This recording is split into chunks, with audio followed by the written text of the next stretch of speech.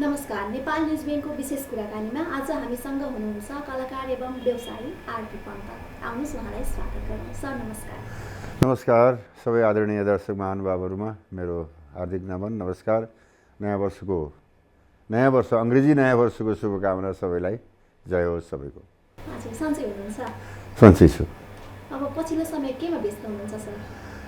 अहिले भर्खरै एउटा म्युजिक भिडियोमा एउटा क्यारेक्टरको रोल निभाएको थिएँ।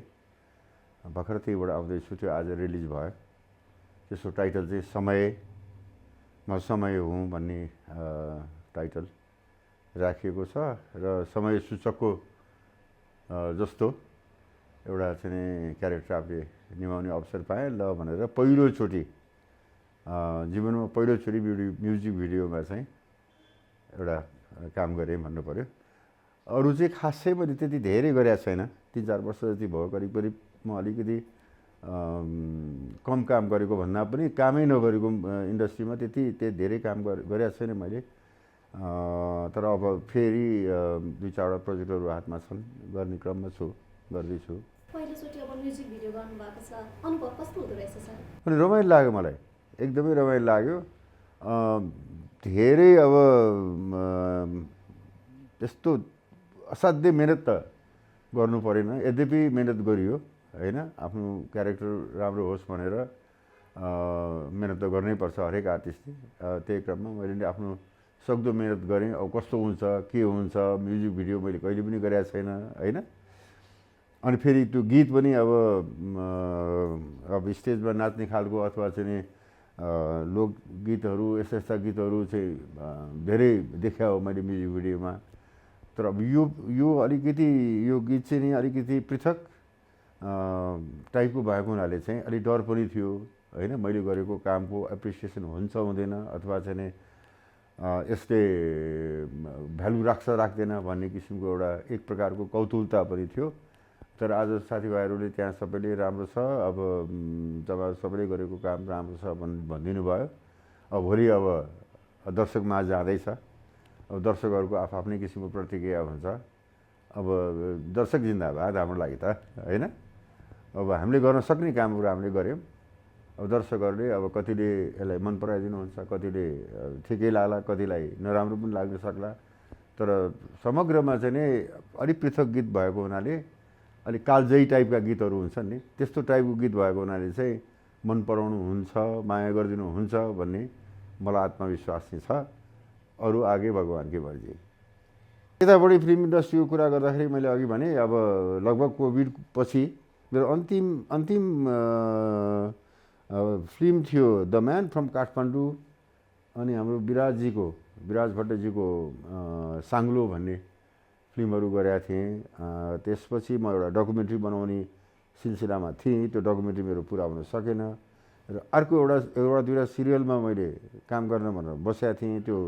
त्यो पनि त्यतिकै अलि अधुरै रह्यो। त्यसमा अलिकति स्टोरीहरू मिलाउने भन्दा ढिलो भयो। र मैले सुरुदेखि नै एउटा इच्छा व्यक्त गरिराखेका थिएँ आफूमाथि नै। र मैले करिब धेरै मिडियामा पनि मैले बोलिसकेको कुरा हो, यो बाल अधिकार सम्बन्धी काम गरौँ भनेर मलाई उत्कृष्ट इच्छा चाहिँ पहिलादेखि थियो। अरू सेडुलाइट फिल्महरूमा अब साथीभाइहरूले सम्झिनुहुन्छ कहिले ल आउनुहोस् है यति क्यारेक्टर बनाएको छ, तपाईँलाई ठिक होला, हेरिदिनुहोस्, अनि त्यसपछि तपाईँ आउनुहोस्, यति दिनको समय चाहिन्छ भन्नुहुन्छ। कतिले पोस्टपोन गरिरहनु भएको छ फिल्महरू, पछि गर्ने, जाडोमा नगरौँ अलिक पछि गरौँ भन्नुभएको छ।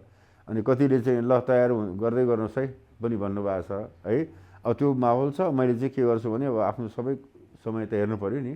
समय हेरिसकेपछि अनि त्यहाँबाट अब के उपयुक्त हुन्छ त्यो गर्ने। र बिचमा म अलिकति सुस्त बसेको अवस्थालाई चाहिँ अलिकति चिरेर अलिकति एक्टिभ भएर चाहिँ दुइटै फेरि विधालाई सँगसँगै अगाडि बढाउने भन्ने मेरो इच्छा छ। हेरौँ के हुन्छ। अब हजुर लामो समयदेखि कलाकारिता क्षेत्र र व्यवसाय क्षेत्रमा अनुभव बटुलिसक्नु भएको छ। अब कलाकारिता क्षेत्र र व्यावसायिक क्षेत्रमा चाहिँ चुनौती चाहिँ बढी कुन क्षेत्रमा छ? चुनौती दुइटै क्षेत्रमा छ। के छ भने अब कलाकारिता क्षेत्रमा पनि आफूले अनुशासित इमान्दार निष्ठापूर्वक काम गर्न सकिएन भने डेफिनेटली आफू पछि परिन्छ, केही न केही चिज बिग्रिन्छ। त्यो बिग्रिनु भनेको चाहिँ अनुशासनमा नबस्दिनु, निष्ठापूर्वक काम नगर्नु, एउटा आफूले लिनुपर्ने जिम्मेवारी लिनलाई हल्का होइदिनु होइन, इत्यादि कुराले पनि तपाईँको चाहिँ नि यो कलाकारिता क्षेत्रमा अप्ठ्यारो पर्न सक्छ। कलाकारिता प्रवेशको सुरुवाती दिनहरू कसरी सम्झिनुहुन्छ, कसरी हजुर यो क्षेत्रमा आउनुभयो? यो एउटा इन्ट्रेस्टिङ कुरा गर्नुभयो। नेपालमा कति वर्ष अगाडि होला मलाई, मैले बिर्सेँ। अब यो उची उडान भन्ने एउटा हिन्दी सिनेमाको सुटिङ हुँदै रहेछ टियुमा। टियुको गेटतिर यसो मान्छे झुमेको देखेँ, किन रहेछ भनेर हेर्न जाँदाखेरि चाहिँ म अलि सानै थिएँ। सानो भने मोटरसाइकल चढ्ने भइसकेको थिएँ।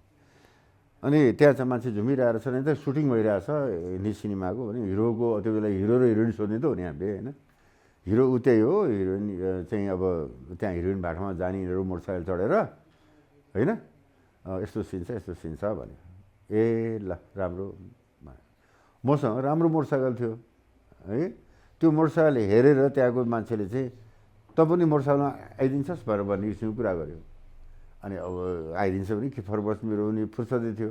त्यहाँबाट मोटरसाइकलमा चढेर यो भक्तपुरको बाटो है कतातिर हामी चाहिँ त्यो हिरो पनि अघि त्यसो पछि हामी, अनि कहिले हात हल्लाउँदै कहिले के गर्दै हार हु गर्दै जाने क्यारेक्टर सिन रहेछ। त्यहाँ मलाई पनि त्यहाँ राखिदियो।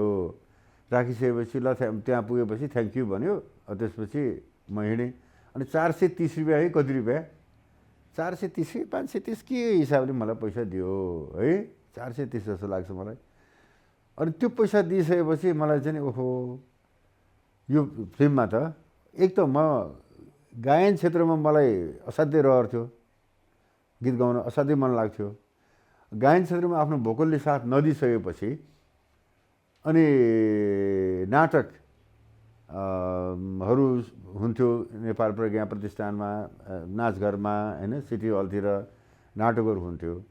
अनि त्यहाँ इन्भल्भ भइयो। त्यहाँ 2-4वटा नाटकहरू राम्रोसँग गरियो।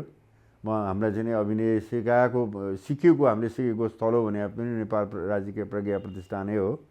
अनि स्वर्गीय प्रचण्ड दाई, प्रचण्ड मल्ल, उहाँलाई सम्झिन चाहन्छु। उहाँले हामीलाई अभिनय सिकाउनु भयो।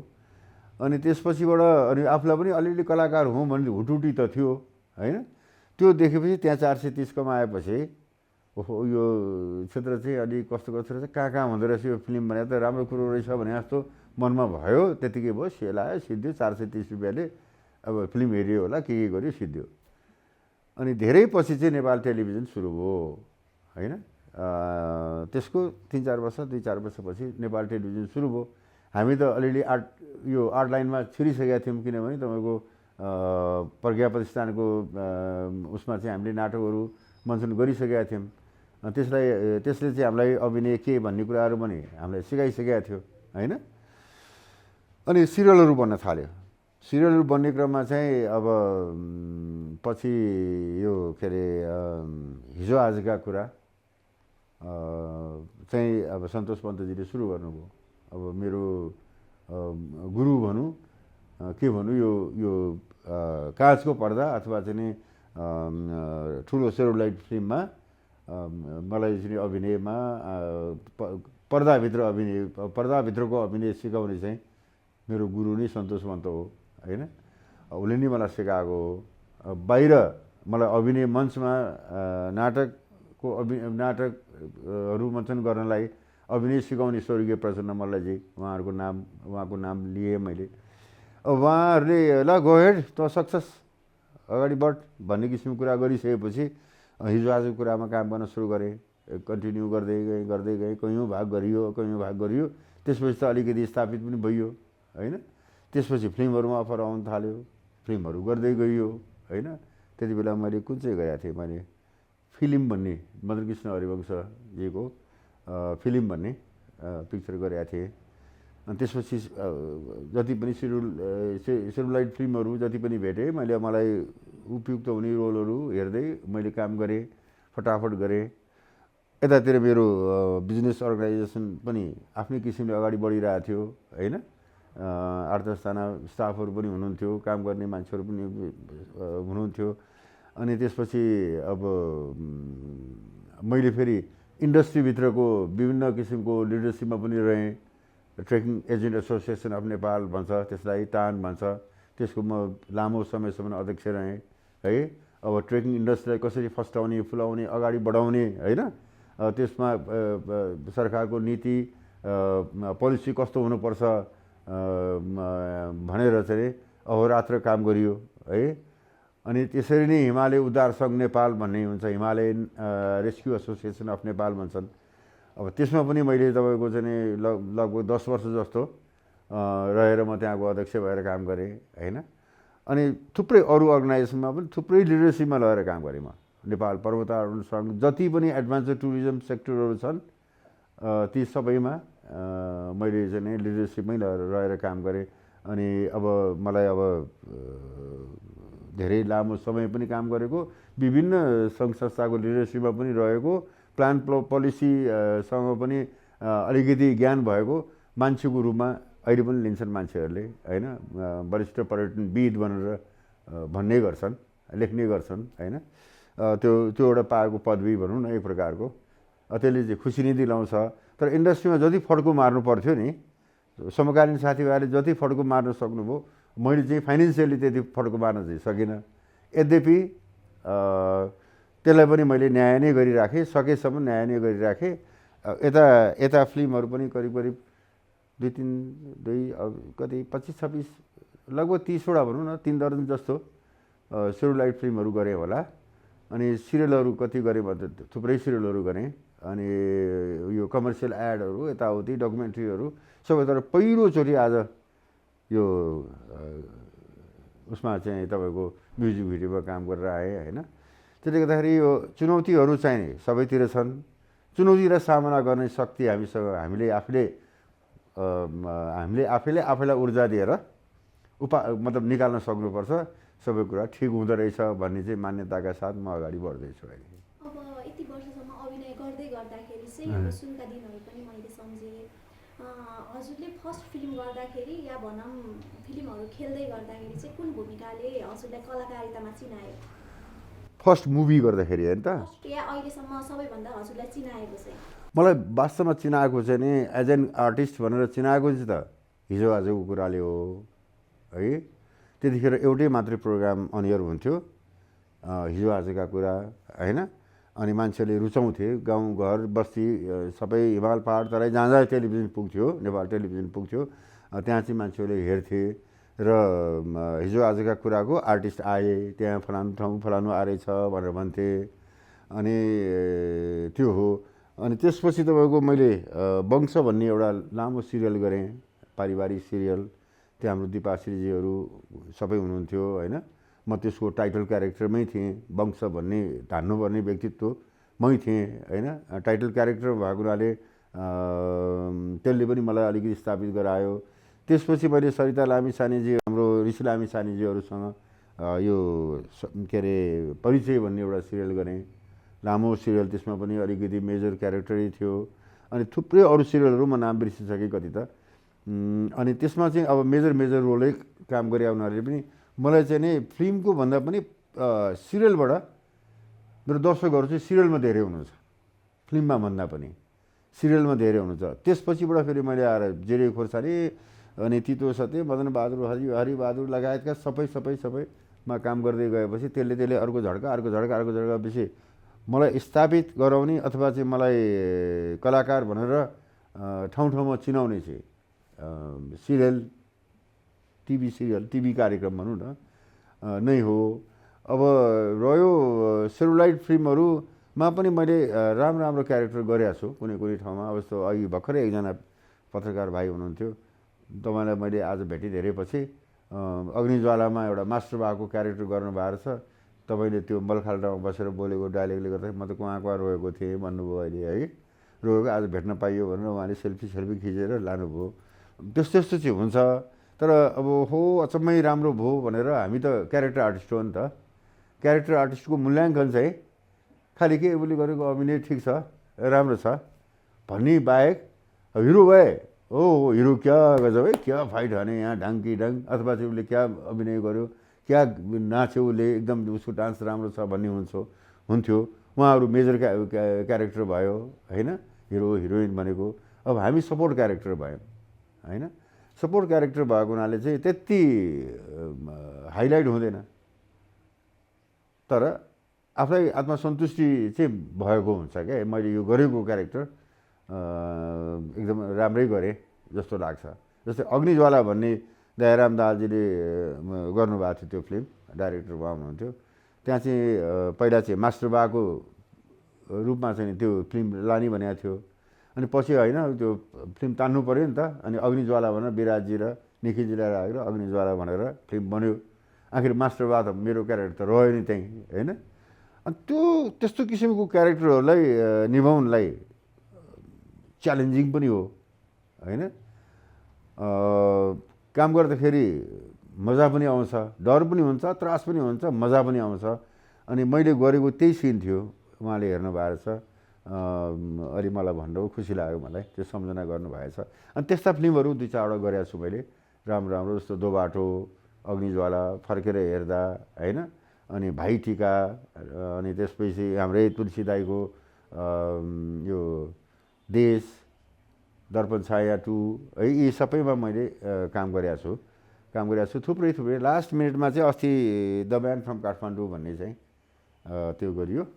त्यो चाहिँ खासै त्यो उयो अब त्यति सन्तोषजनक चाहिँ भएन, काम त गरियो तर हावाहुरी जस्तो हो त आयो हो त गयो। निरसाज्यूले मलाई के भन्नुभएको थियो भने, पन्जी जानुहोस् न, तपाईँले फिल्म हेर्नुभयो, मैले हेरेर आएको, जानुपर्छ, फिल्म कस्तो पनि बन्दो रहेछ भनेर हेर्नलाई तपाईँ पुग्नुपर्छ त्यहाँ भन्नुभएको थियो। र म पुगेको थिएँ है, तर मलाई हेर्न मन लागेन, हेरिनँ मैले। त्यो त्यसपछि मैले फिल्म हलमा पुगेको पनि छैन। उयो अहिले पछि निस्केको फिल्महरू जस्तो यो हाम्रो पूर्णबहादुरको सारङ्गी टाइपको, पराण टाइपको होइन, तेलबिसा, यस्ता टाइपका फिल्महरू चाहिँ म हलमा पुगेर हेरेँ। र अरू धेरै फिल्महरू हेर्ने फुर्सद पनि हुँदैन, हेर्न पनि पाएको छैन, आफूले गरे पनि छैन, अब बिस्तारै गरिन्छ। अब पछिल्लो समय त अब सामाजिक सञ्जालमा चाहिँ भाइरल बन्ने ट्रेन्ड छ। हजुर, जुनसुकै मान्छे पनि भाइरल बन्यो, कलाकारिता क्षेत्रमा सजिलै आउन सक्छ। अहिलेको समयमा हजुरको समयमा कस्तो थियो, कस्तो सङ्घर्ष गर्नुपर्ने थियो त्यो बेला? हाम्रो समय अब यो भाइरल बन्नुपर्ने भने एउटा सत्कर्म गरेर समाजको लागि, देशको लागि होइन, सत्कर्म गरेर भाइरल भइदिए बेटर हुन्थ्यो सबैले होइन। अनि अन्धाधुन्द आफ्नो पब्लिसिटीको लागि चाहिँ नि नाना थरीका उहरू गरेर चाहिँ भाइरल बन्ने चलन उहाँहरूलाई रमाइलो लाग्ला। मलाई चाहिँ त्यति लाग्दैन, आफूलाई त्यस्तो गर्नु जस्तो लाग्दैन। र अहिले पनि मलाई त्यति सहज पनि छैन काम गर्नलाई। किन असहज छैन भन्नुहुन्छ भने, मैले अलिकति लाएर ल है कुनै तपाईँहरूको उसमा चाहिँ मलाई सुटेबल क्यारेक्टर छ भने गर्न दिनुहोस् है भन्यो भने साथीभाइहरूले गर्न दिनुहुन्छ है। म एउटा अनुशासित एउटा चाहिँ नि अनुशासित माहौलमा काम गर्न रुचाउने मान्छे परे हुनाले र आफू पनि अनुशासनमा बस्ने मान्छे भएको हुनाले साथीभाइहरूले अहिलेसम्म कसैले यो नराम्रो मान्छे भन्दैनन् होइन। त्यो मलाई खुसीको पाटो छ। अब रह्यो अहिलेको पाटो र त्यति बेलाको पाटोको कुरा गर्दाखेरि, त्यति बेलाको चाहिँ समय चाहिँ कस्तो थियो भने त्यहाँ पनि अब गने चुनेका केही डाइरेक्टरहरू हुन्थे, 2-4जना मात्रै डाइरेक्टरहरू हुन्थे। अनि त्यो डाइरेक्टरहरूसँग प्रायः हाम्रो चिनाजान भइ नै सकेको हुन्थ्यो होइन। हाम्रो साथीभाइ हुन्थे, कोही दाई खलकहरू हुन्थे होइन, कोही अब काका खलकहरू हुन्थे। अनि कहीँ न कहीँ नजिक अब आफूलाई फिल्म पाउनु छ नि त, अनि नजिक बस्यो, तँ पनि यसमा गर्छस्, गरिदिन्छु भन्यो। त्यसरी पनि हामीले काम गर्थ्यौँ। अब अहिले चाहिँ तपाईँको पेमेन्टको कुरा गर्दाखेरि त्यतिखेर आफ्नै किसिमको थियो, त्यो किसिम नखोल्नु है, अहिले आफ्नै किसिमको छ त्यो। अनि त्यसरी चाहिँ गरिन्थ्यो, त्यो सहज पनि थियो, त्यतिखेर पनि सहजै थियो। अब धेरै आर्टिस्टहरू पनि आइसकेको अवस्था थिएन होइन, फाटाफुट्टा गएर जोडिने अवस्था थियो। कति आर्टिस्टहरू को आर्टिस्टहरूलाई, सपोर्ट आर्टिस्टहरूलाई डाइरेक्टर साहबहरूले ल तिमी गर्न सक्छौ, यो बोल्न सक्छौ भन्ने किसिमले पनि मान्छेहरू ल्याउनुहुन्थ्यो होइन। भनेपछि हामी जस्तालाई ठिकै थियो, त्यति अप्ठ्यारो थिएन। अब अहिले पनि खासै अप्ठ्यारो छैन। अहिले पनि अब अहिले चाहिँ के भयो भने जस्तो मलाई अब मेरो उमेर लेभलका मान्छेहरू अब सिनियर उसमा भए होइन। अब मेरो जुनियर मान्छेहरूले कतिले मेरो फिल्म हेरे हुनसक्छ, अभिनय हेरे हुनसक्छ, नहेरेको हुनसक्छ। नहेरेको मान्छेले मलाई हतपत आइदिनुहोस् भन्न सक्दैन होइन। अब उसले हेरेको मैले अभिनय, मेरो क्यारेक्टर, मेरो स्क्रिप्ट अनुसार यो क्यारेक्टरलाई चाहिँ नि यो मान्छे भए हुन्छ भन्ने लाग्यो भने उसले हामीलाई किन सम्झिरहनु पर्यो? भएन भने मात्रै सम्झिने हो नि त। अनि अवस्था चाहिँ त्यस्तो छ। त्यस कारण चाहिँ पहिलाको भन्दा असहज भन्यो कि सहज भन्यो कि असहज भन्यो त्यस्तो छ। अब या आफैले प्रोजेक्ट गर्नु पर्यो। मैले आफैले कुनै विषयवस्तुमा चाहिँ नि फिल्म बनाउन सुरु गरेँ भने मैले छानेर आफूलाई क्यारेक्टर बिल्डअप गर्न सक्छु। अनि त्यो क्यारेक्टर बिल्डअप गरेँ भने त्यो चलन पनि छ यहाँ है। मैले देखाएको छु। म पर्टिकुलर यो सिनेमा त्यो सिनेमा भन्दिनँ, त्यो चलन पनि छ। लगानी गरेर आफूलाई अलिकति हाइलाइट गराउने चलन पनि छ। अब म पनि सक्छु त्यो, तर म गर्दिनँ। मलाई गर्ने इच्छा छैन। मैले कसैले जज गरेर तपाईँले यो गरिदिनुहोस् है भन्यो भने म गरिदिने हो। म गर्छु भनेर म पछि लागेर जाँदिनँ कहिले पनि। अनि त्यही भएर अलिकति यो बेला चाहिँ म अलिकति बिस्तार गरौँ, बिस्तारै आफ्नै प्रोजेक्ट गरौँ या उपयुक्त राम्रो प्रोजेक्ट पायो भने गरौँ भन्ने त्यही अवस्थामा छु म अहिले। अब लामो समयदेखि कलाकारिता र पर्यटन व्यवसायमा त हुनुहुन्छ। कलाकारिता र व्यवसायलाई सँगसँगै लैजान चाहिँ कतिको सहज हुने रहेछ? मेरो क्षेत्र के भइदियो भने तपाईँको पर्यटन, कलाकारिता, स्पोर्ट्स तिनटै इक्वल्ली उस्तै विधाका विषयहरू परे। मतलब उस्तै च्यालेन्जिङ फाँटहरू परे। अब स्पोर्ट्समा चाहिँ म खेलाडी होइन, म पोलिसी मेकर हो होइन। अब संस्थाको चेयरम्यान त भएँ म होइन। त्यो भित्र रहेर अरूलाई खेलाउने काम हुन्थ्यो, आफू खेल्न पर्ने थिएन। अब खेल्ने मान्छेले त खेलिदिन्छ मात्रै, तर व्यवस्थापन गर्ने मान्छेलाई त गाह्रो हुन्छ नि। म व्यवस्थापन प्रमुख थिएँ।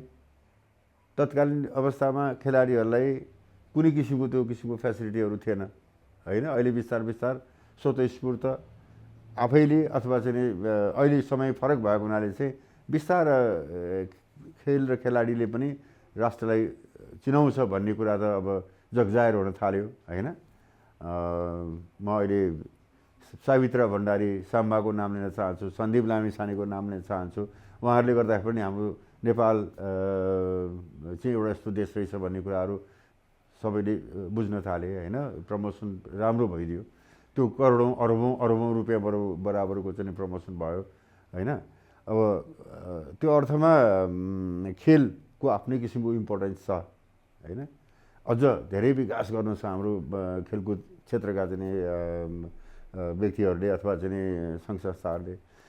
अब कलाकारितामा जसले राम्रो गर्न सक्यो उसले प्रशय पाउने हो, उसले स्याबासी पाउने हो, उसले दुई पैसा कमाउने हो होइन। अब राम्रो गर्न नसक्ने प्रयास पनि नगर्ने भएपछि त काम लागेन। त्यस कारण त्यो चुनौती त्यहाँ छ। कम्पिटिसन त छँदैछ। उसले गरे भने त मैले राम्रो गर्नै पर्छ, नभए म डुब्छु भन्ने कुरो रिस्क पनि छ होइन। कम्पिटिसन छ, रिस्क छ होइन। त्यसका बावजुद पनि आत्मबललाई दह्रो पारेर ल म गर्न सक्छु भन्ने अठोट राखेर चाहिँ काम गर्न सक्यो भने भेरी गुड। अब रह्यो टुरिज्म होइन, बिजनेस होइन। बिजनेसको कुरा हरेक बिजनेसहरू सबै एक्कासी प्रफिट बनाउने खालका हुँदैनन्।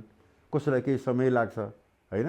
कसैलाई चाहिँ तपाईँको तुरुन्त उसको प्रतिफल चाहिँ आउन सुरु गर्छ होइन।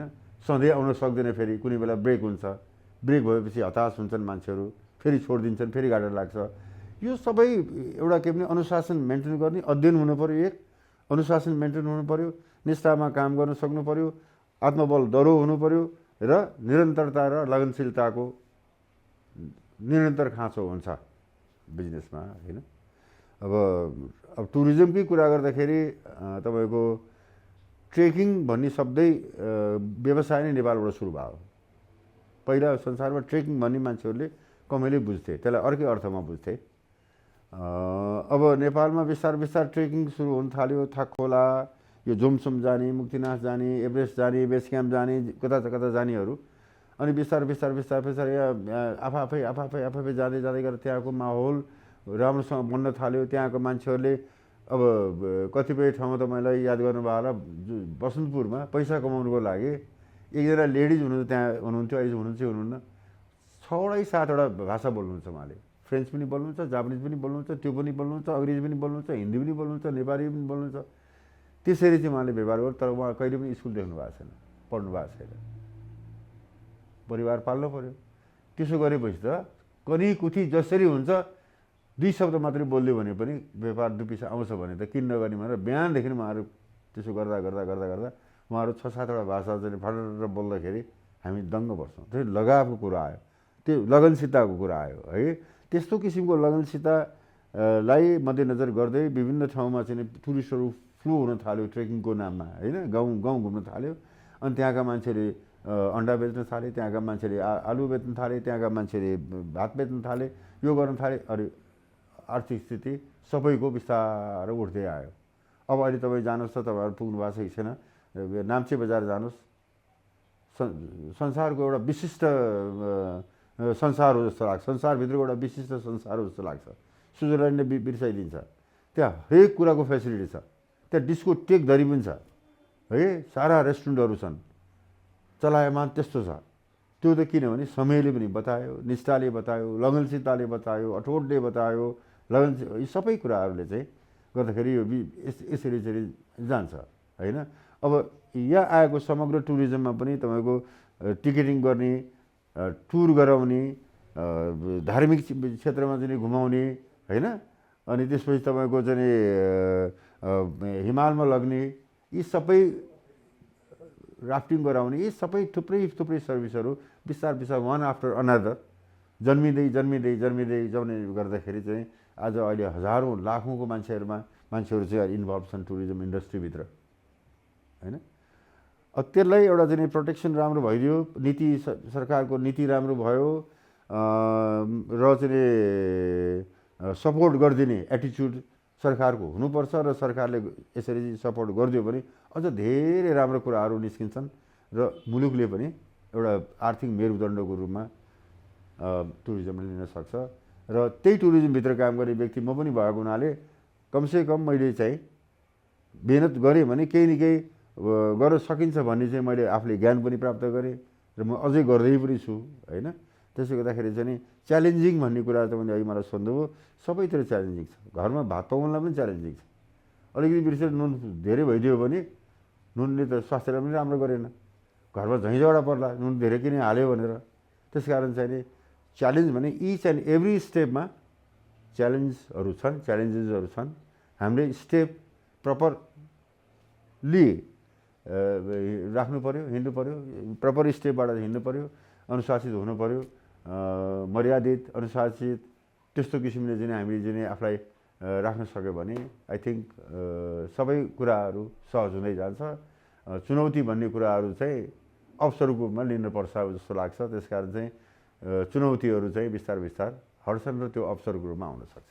हामी लगभग कुराकानीको अन्तिममा छौँ। अन्तिममा चाहिँ तपाईँ कलाकार भन्दा व्यवसायी कि व्यवसायी भन्दा कलाकार के ठान्नुहुन्छ? Very interesting.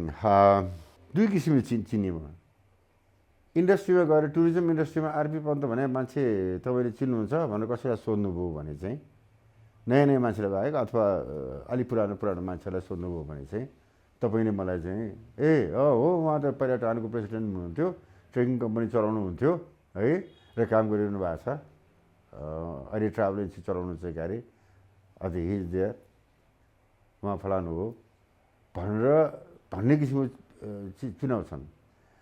अब तपाईँ यतातिर चाहिँ फिल्म इन्डस्ट्रीमा आएर चाहिँ कलाकारिता क्षेत्रमा आउँदाखेरि चाहिँ हो त नि चिनिहालिन्छ नि, तुलसी घिमिरे जस्तो दारी पाले मान्छे होइन, क्याप्चा पनि लाउँछ, आवाज पनि उस्तै छ, उस्तै छन् होइन, त्यो चिनिहालिन्छ नि। के नाम रे उनको भन्छन्। त्यो आरपी पन्त भन्नलाई गाह्रो हुन्छ उहाँहरूलाई है। तुलसी दाई जस्तो भन्छन् है, अथवा कहिले त तुलसी घिमिरे भनिदिन्छन्।